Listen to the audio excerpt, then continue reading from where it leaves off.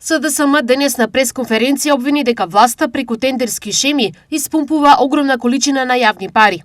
Од ВМРО ДПМН реагираа дека СДСМ е во дефицит на вистински идеи, па сега креира спинови. Скандалот со тендери вредни 9 милиони евра, дадени на фирма од две лица, основана од пред само една година, јасно покажува дека кај Христијан Мицкоски владее истата криминална школа на Никола Груевски, на Сашо Мијалков.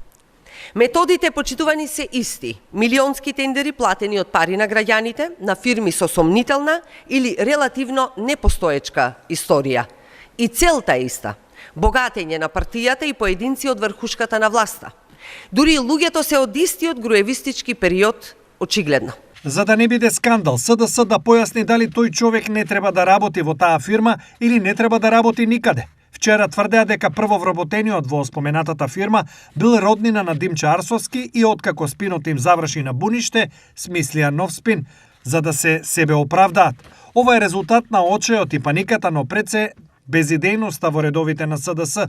За подсетување, во продолжение ги подсетуваме на безбројните афери чии носител е СДС и нивниот лидер Венко, како Шпанско село 2, каде Филипче се стекна со огромен имот на водно, сомнителните тендери во Рек Бетола и СМ за набавка на јаглен, од која фирма, исто така Филипче, профитирал и тоа на поклон добил луксузен джип Ауди Q8.